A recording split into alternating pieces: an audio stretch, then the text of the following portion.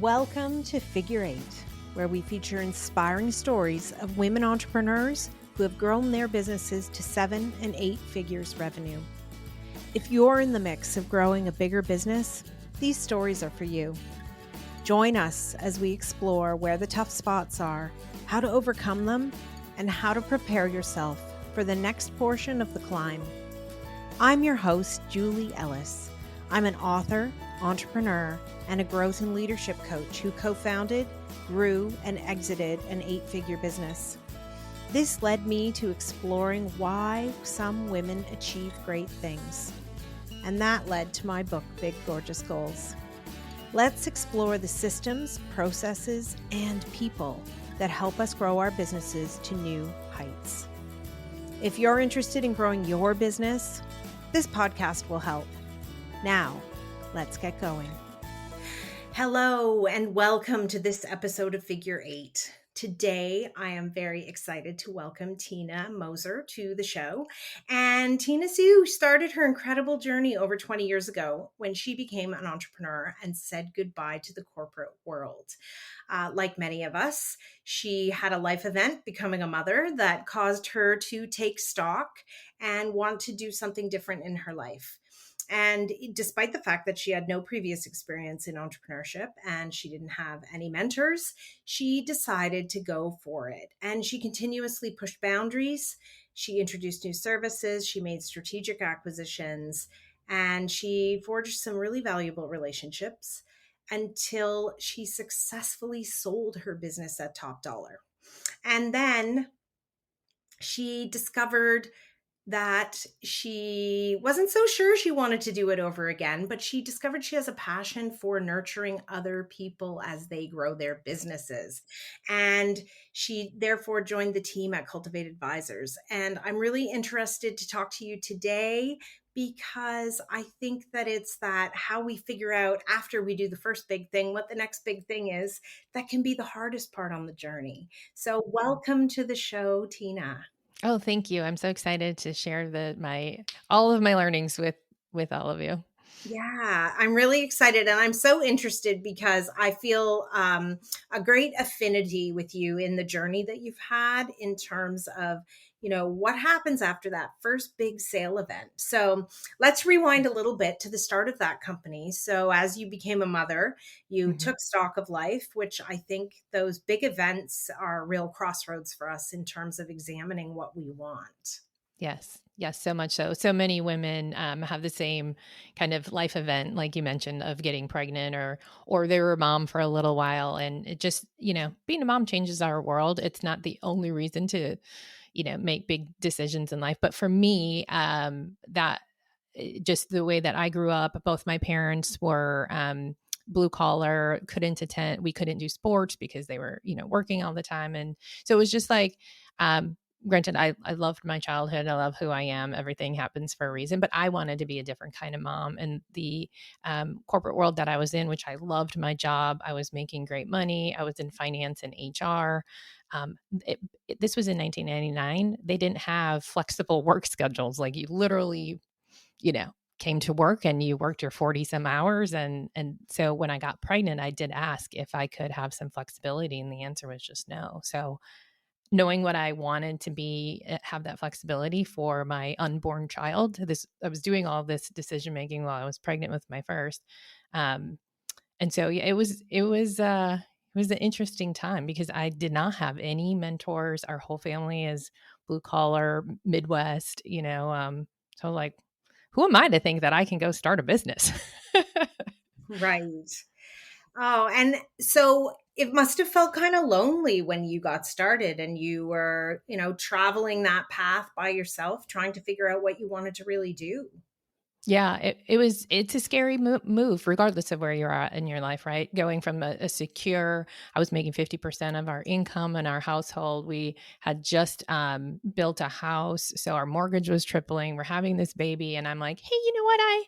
I want to quit my job and go start something that I may or may not make money on for a few years. So, By the um, way, I'm making a big change. yeah, by the way, let's do this. Sounds crazy, I know, but it might work out in the long run, right? So yes, very lonely, very scary. I know that first year or so, there was a couple nights I cried myself to sleep. Like, what in the world were you doing? Like, who do you think you are? So a lot of that mind game in the beginning, but I just always focused on like why I'm doing this and being able to I have an infant at home. So I wouldn't have been able to do those things. So I just kept going back to like my why. Yeah. Yeah. And so tell me about that business and how it grew. What were you doing?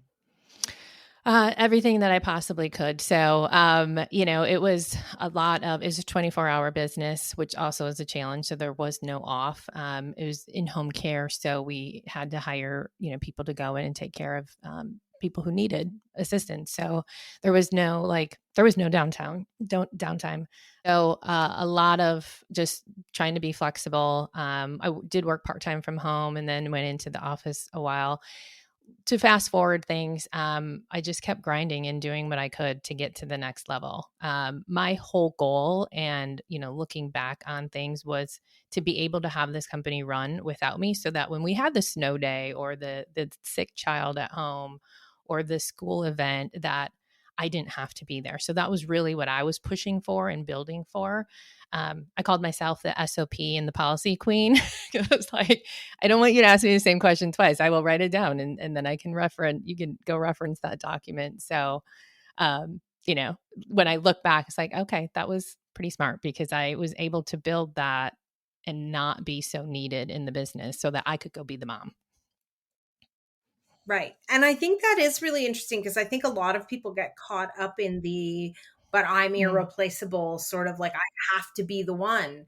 And so I think it's interesting that you were there from the very beginning thinking, how do I get yes. myself out of here?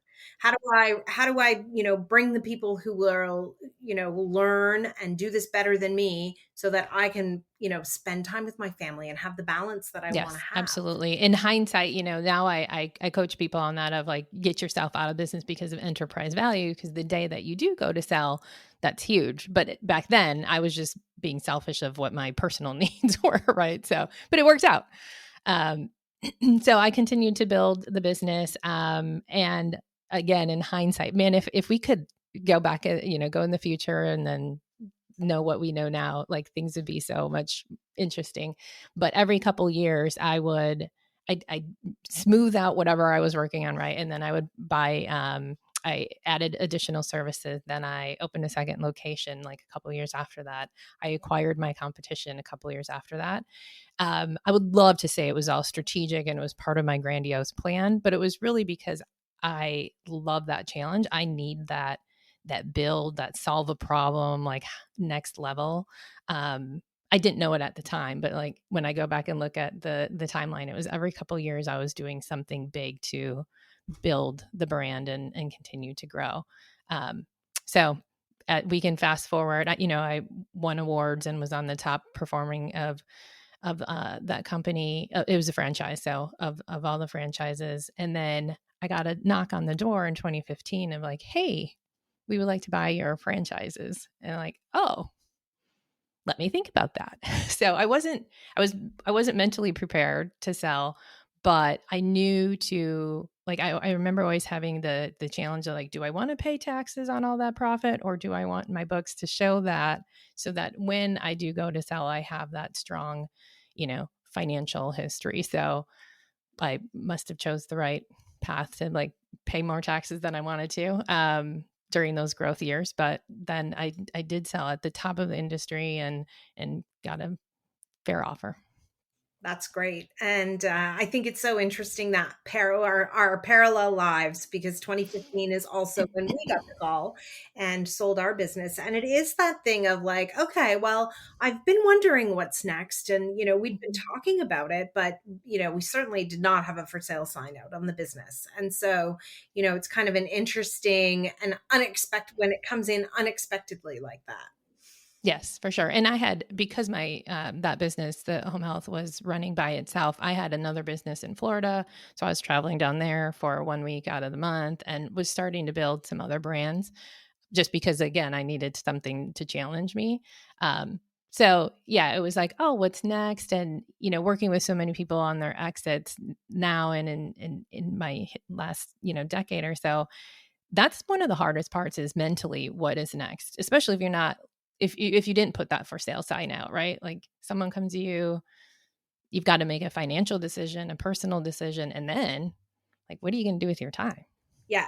Well, and I mean, the truth is, if you have a successful business, there comes a time where it makes sense to take some of your money off the table.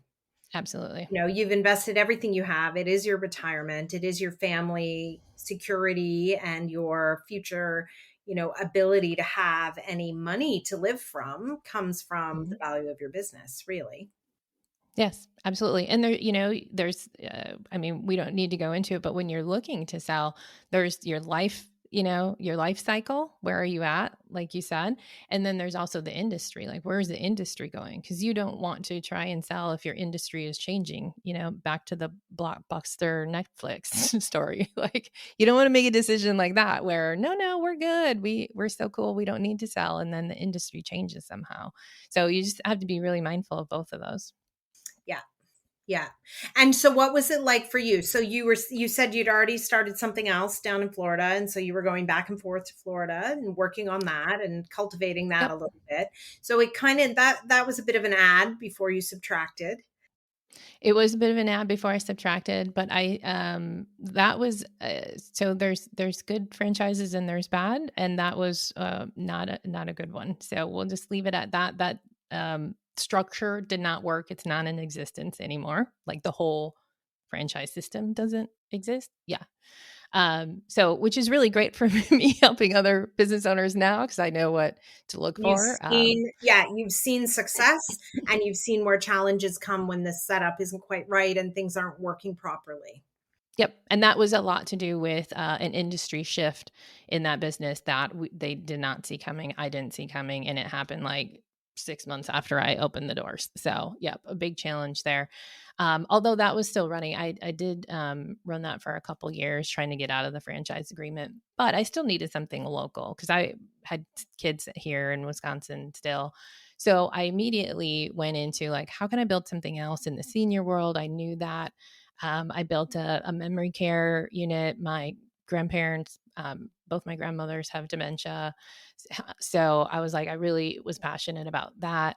So I built a memory care home and then, got that running without needing me within a few months. And then I just realized like, I'm not even excited to go to work. Right. Like Right. I was burnt out on that industry Yes. and I wanted a different challenge. And it was funny because my daughter at the time, so she would have been 16. She said, Mom, why don't you do something different? I was like, no, this is what I know. So like my 16-year-old was smarter to be like, give yourself something new to do. I was like, no. Hindsight should have listened to her. So since I had free time, I started helping other business owners. I started volunteering a lot through SCORE and just helping other people that I knew in my network with their business and came home so energized. My other half was like, oh my God, you come home like a totally different person after you're with 1 hour, with these other business owners. I'm like, I know, I absolutely, I feel like they're my business. So I'm really helping to grow, 10, 15, 20 other businesses. And then a colleague of mine that was at Cultivate Advisors, like called on me because he knew I was a business owner. He's like, what are you doing? I'm like, oh, well, I sold. What are you doing? I'm advising. He goes, no, you need to come work with us. And I go, no, I don't. I'm good. So I had a call with Cultivate and just an amazing team that I wanted to surround myself with. And that is how I became part of Cultivate back at the end of 2017. And then was a full-time advisor of every industry, all kinds of different businesses, just really helping them grow just like I did. And that's so thrilling. I totally agree with you. I love helping people navigate their own challenges as they work to grow their businesses. Like it Yes. really is so, I find it endlessly fascinating. The reasons, the needs people see in the world, the reasons they start businesses. And it's endlessly fascinating to me. It is. And I think the other thing, that we talk about is like No, business in general, like there's certain things that are consistent regardless of your industry as far as like how growth and things like that. But the challenges, the people, the personalities, like that's what makes it. I love variety. Um and that's why you can't just go read a book, or there is no silver bullet on how to get a business to the next level, because there are so many different components that play into that. So that's why I just absolutely love being part of that. And it's key to have someone on your team that has that outside look. It totally is. And they bring that, like, huh, but what about this? Or why is it like that? Or, it's just those questions where all of a sudden you're like, why are we doing it like that? Wait a minute. I think it could be a lot easier. And Hmm. so, because I think you get caught in your own little echo chamber. For sure. So, yeah, I know for me, it was a real mix of books, expertise, mentoring, having the right advisors around that could, Yes. kind of poke holes at the things we thought would be amazing. And all of that was a really valuable kind of melange of stuff for us as we really, picked out how we were going to move forward. Because I think, it's hard to say no to opportunities that are in front of you, but you really Mhm. have to. You've got to narrow in to the things you think are your best opportunities. And that can Absolutely. be very difficult. But you see, the businesses where they're trying to do so much and they're struggling to get any traction or forward movement because it's just no one thing is grabbing enough hold. Yes. That's where that plan comes in. And then, like you said, some mentors, some outside resources say, like, those are all great things. Let's focus on three. Yeah. Yeah. And it's hard to like kill your darlings and say no, I'm only focusing on these three. And I remember always we'd have these ideas and be like, why has that been in the parking lot for 2 years? And it's like, because it's never in the top three. Right. It's a great idea, but not something that's going to move the business as fast as these other three. Yeah. Yeah. Yeah. Huh. So interesting. And so what is life like now for you as an advisor? What does your path with Cultivate Advisors look like? Yeah. So a couple of years of full time advising, and I miss being in that strategic role. Miss being able to help make decisions for the company as a whole.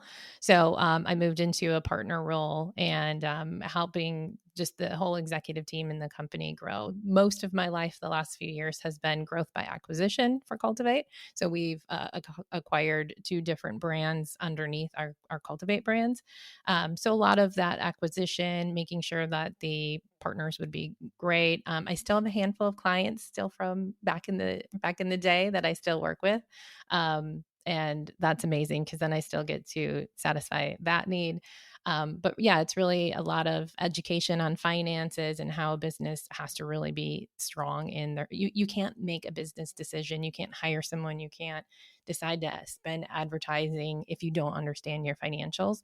And that is one of the biggest things we see with business owners that, like you said, there's like all these shiny balls and like, oh, well, there's a new thing. I'm going to go on YouTube. I'm going to go do this. I'm going to go buy another truck for delivery. But it's like, well, what is that? What is the ROI on that? How does that affect our financials? How does that affect your big term goal of to sell someday? Or how does that affect your cash flow? So a lot of education to our clients and to our advisors on the clients that they're working with. So just a lot of things to keep me busy.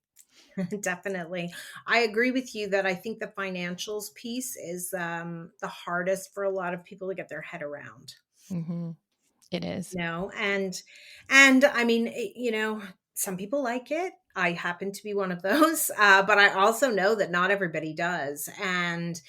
But it's a big risk. You've got to watch risk in the Hmm. financial realm for sure, in terms of fraud and other bad things that can happen. And also, you want to understand how the business works, so you know what levers you've got to pull to make things happen. You just hit the nail on the head that it's really, a lot of people are like, oh, I don't do math. I've always struggled in math. That's fine. Like, you're not doing math at all. There's no math in finances at all. I don't like math either. And I'm director of finance. Like, it is about the data. It is really data, and it's backwards looking data, it's your financial history, but it's those levers. Like, what was out of whack this month? Why did we not make a profit? Oh, it's because we did this. And like, okay, that was part of our strategy. Or, oh, we need to look for that. It's all data. And then it's those 3 or 4 little numbers that you're looking for on your P&L to make those slight little changes. Gross margin, tiny little tweak can go right to the bottom line. If you don't understand those things, then you're just living in the past and going like, okay, my bank account has X number of dollars.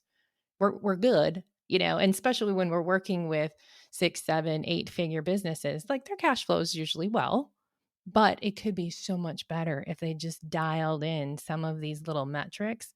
So that's where it's like, even when businesses are doing really well and the cash flow is fine, like we can still get really good about tweaking some of those things to impact growth, which impact your enterprise value when you sell. Right. Yes, because if you can put more money to the bottom line, it will increase the value somebody's willing to pay for your business. Absolutely. It's one of the calculations. Yeah.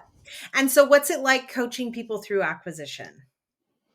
It's exciting, right? But I've gone through it a couple times. I didn't mention, but it was in that first struggle bus years. I think it was maybe year 5. I was like, okay, it was 24 hours. I still was doing a lot of like, I missed a Christmas morning because I had to go, someone called in sick type of thing. So I went to sell my business somewhere in the early stages, and I would have made, tiny little bit of money, but I was like, well, I'll go get a job. It's fine. Even though that was the last thing I wanted. The powers that be, whatever those are for those listening, had my back because the deal fell through the night before. Oh, wow. Like Not what I literally the wanted night at the before. literally, like we had already done all the lawyer meetings and all the things, all the due diligence.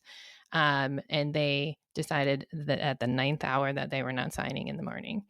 And so I was already mentally checked out. I had to put my big girl panties on and like, okay, well, this was not meant to sell. I'm going to have to take this thing and build something of it. And that was one of those pivotal moments where I got my head back in the game and said like, no, you're not going to fail. You're going to build this. But because I've been through that, and weirdly enough, even before I started the finance and HR that I was doing in my 20s at a corporate before I got pregnant, we were acquiring companies like crazy. That was what I was doing back then. So it's like my life went full circle. Started that right out You're of doing it college. for yourself. Exactly. I've done it for myself a couple times. I've sold. I acquired my competition midway, so I was on the other side of that table. And then I've helped several clients through acquisition as well. Well, and I would think that when you were working corporate HR and finance, seeing those acquisitions and seeing some of the great things and some of the pitfalls and the bumps in the road that can come with acquisition would have given you a really great viewpoint for when you landed in it as an entrepreneur. One of the reasons I went into HR back then, because I started out in finance, and that company was that was how they were growing. We were acquiring like 3 or 4 small companies in all over the United States and merging them into us. But it was product business, so we didn't need a lot of the people, and that was the part where we're acquiring this company 5 states away. We tell them nothing's going to change when that's not the truth. It's just not going to change for a while. And then their employees were kind of just like left with no one. And we didn't have an HR department at the time. So that's when I went back to school, night school while I was pregnant, to get my HR degree, bachelor's degree in HR, because I was like, that's great that our finances, that we bought the products and that we're growing, but these people are just kind of hung out there and they're like in limbo land. So I felt that compassion to help the people on the other side of the acquisition. So that's what I did a few years, help with the acquisition, and then went out and talked to the staff and like helped that culture merge, because that was so huge. You can't just, it's not a transaction. No, There's a and people it's element. often, yeah. And I mean, often, lofty promises are made in the courting stage of trying to Mm-hmm. win a deal that, hopefully are genuine, but sometimes they are genuine and then they can't actually come true. Yeah. And so things never unfold exactly as you envision in the after of any acquisition. Right.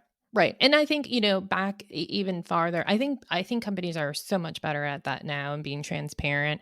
But, this is 30 years ago that there was the unknown. So people, it's even like, even if everything that the company acquiring your company says is going to be true, it's the unknown. Like, is that really going to happen? Because that promise they made isn't on the docket for a year. Like, what am I going to do in the meantime? So just that fear of, like, what is going to happen? And as an entrepreneur, like, okay, you buy my company, are you going to continue to, even if you're out 100%, like didn't have additional equity when I sold my main business, but it's your baby, man. I miss Christmases to build that thing. Like, I want you to love it as much as I did. And so there's even like that emotional piece of, are you going to treat this like I did going forward? Are you going to build it and make a name, continue the name, or continue the legacy? So all kinds of pieces between the employees and the owners of both sides of the acquisitions. Yeah.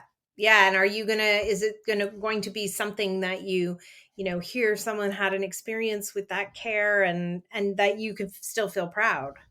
Exactly. Yeah. 'Cause my name was on it for years. Like, I would still like, you're like, oh, you're the owner. No, actually sold 5 years ago. So somehow your name still stays on things. People know, right? But People know. and so there's also that like letting go process though, I think, of being like, I no longer have that say. And so what Mhm. happens is gonna happen. And I like you have to be okay with that. Yes, it is definitely an emotional roller coaster because I know they did struggle, the company that bought my main one afterwards, and I had a little bit of like I did it better, to be honest. But then I was like, Love oh, that. like, okay, but now like pick it up and take it back to where it was, right? So definitely, and I remember laughing at myself, like, Tina, that's not nice, like that, you know, I did a little better job, and then they had to figure it out. So it's definitely like, do you want them to be better? Do you not? Do you want them to just like pick up the ball and run, make it look easy? So I had all of those emotions. Yeah. And when they bought from you, did you leave right away or was No. there you stayed? They bought several franchises and they wanted them all to operate like my two. So then I consulted for them for a year and with the other ones, and we did all the people stuff and Try the to get them culture running stuff. the way they Yep. wanted and that sort of thing? Yep. Yep. So I consulted for them for about a year. That sounds like a good way, though, a good sort of 1 foot in, 1 foot out way of exiting gracefully to do the consulting piece. Yeah, and I've definitely worked with other owners. Actually, one of my clients just sold like 3 months ago, and same thing. Like, continuing, like, got what he wanted for, um, as an exit plan, and then is just staying on for what he wanted going forward. And it always helps the new owners, and it helps you with that mental transition. So it definitely is a very common option. Yeah. Yeah, no, I think it's a good, it's hard to find the right way to stay or to go. And so Hmm. it's always, is there an earnout? Do you have to stay? Is there like, Right. what are the different sort of mechanisms that happen and, how you kind of make your way if you're going to go. And then certainly some entrepreneurs sell and stay with their business for a really long time afterwards. Yeah, and there's also the option to like sell for bigger, right? So you might sell a portion of it, stay on, still have some equity with the play of selling again in 5 years now that you've had, this bigger partner. So that's been pretty common too, that you're not taking all your chips off the table. You're bringing in people that are maybe smarter than you and can help take your business to the next level, that then you can sell again. So you can have multiple exits in the same business. It's a good strategy for some industries and some people. Yeah, especially if you're in an industry where you really need people with deep and long-term experience in that industry to come in and really grow the business to that next level. That Hmm. retaining 10 or 20% can be a really great way of cashing out, um, you know, twice and hopefully at a more lucrative amount the next time. Yep, Yeah, exactly. yeah. Well, That it's a good strategy. good. And so, what was it like now? So, you were a solo entrepreneur for a long time. And Hmm. what was it like when you went and decided to join Cultivate Advisors? Because that's So it very different. You're joining as a partner. I mean, obviously you worked there for a couple of years, so you knew there was a fit and you knew you Mhm. could add value at the leadership table. Yep. So that's a good baseline. Yes. Yes. Entrepreneur and solopreneur is a lonely world, as you know. And that's where the first few years I wouldn't say struggling because, I was growing every year, but it was when I joined a performance group. And this is before Cultivate, when I joined a performance group and got that peer support. So I don't feel like I was alone anymore. And I was able to share financials. We kept each other accountable. We had written goals that I would never miss because I don't like to disappoint people, right? So I was like, oh, okay, you're going to make me do this by the time we meet again. So that was huge. That was a pivotal moment in my career.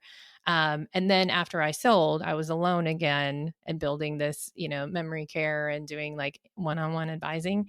So it was a wonderful and very refreshing to have other brilliant people in my world. That we were doing Zoom before it was cool because I did work from home. Our main office is in Chicago. But I could pick up the phone or, get on a Zoom meeting and see all of my peers at the time that were all entrepreneurs.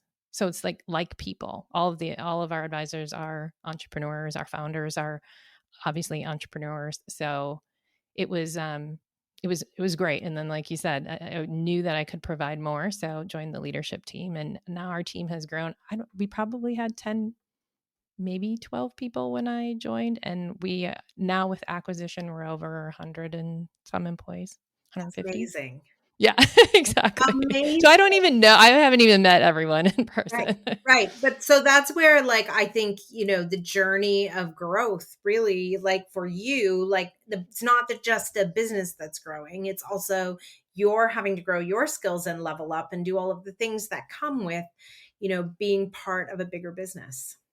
Yeah, and that's actually what I needed. That was the piece that I needed. I can only push myself so far with, one business in my backyard type of thing. So it does satisfy that personal need for me.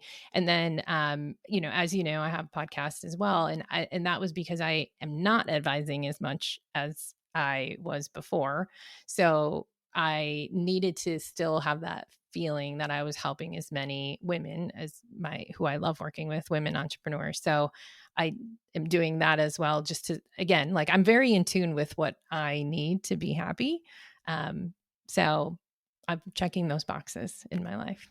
That's a really great point because I think that figuring out, what you need and how to make it happen in a way that it's not only necessarily coming from one place, right? Like it's not, Mhm. you're not deciding that the job isn't the right job. You need something because probably not everything will come from one place. So, Yeah. I mean, that's why we have hobbies, right? Yeah, exactly. oh, that's so good. Good. And so what's next now? What's next for you? That's a good question. I am dedicated to Cultivate and, continue to acquire and grow our business. So I don't know. I'm getting closer to the age that I said I would be when I retired. Um, which I used to say I was going to retire at 55. So that's creeping up, but I know I could never retire in the traditional sense of retire. So that is really, just kind of keeping that, out there. And I am the type of person who, again, like I will feel the pull and I will, so I'm not worried about it. Like I will just, I'll know what my next step is when it's presented. Right. And right now, you feel happy and content to be growing, still growing, always growing. I think Always that's growing. the Definitely a mark need. of an entrepreneur, isn't it? Yeah. That's just it. The idea back in the day when I was in my 20s, like, oh, I don't want to be 60 something when I retire. I want to do that early. But the thought of just, I mean, I would be happy to sit on a beach for a few hours every day, but I can't have my brain would go to mush if I wasn't solving problems and building something. So, yeah, I'm not sure. I will come back on the show in a few years. I love it. Yeah, I would love to continue that conversation and see where we both are and what we've both tackled and accomplished. Yeah. Yeah. Oh, it's so good. Absolutely. Well, thank you so much for joining me today. It's been really great chatting with you, and I'm wishing you all the best as you continue to grow and map your path. Yeah, same back to you. Thanks. Thank you. I hope you enjoyed today's episode. Please remember to hit subscribe on your favorite podcast platform so you won't miss any episodes. Figure 8 isn't just a podcast. It's a way of seeing the big, gorgeous goals of women entrepreneurs coming to life. If you're interested in learning more, you can find my book, Big Gorgeous Goals, on Amazon anywhere you might live. For more about my growth and leadership training programs, visit www.julieellis.ca to see how we might work together. Read my blog or sign up to get your free diagnostic. Are you ready for growth? Once again, that's www.julieellis.ca. When we work together, we all win. See you again soon for another episode of Figure 8.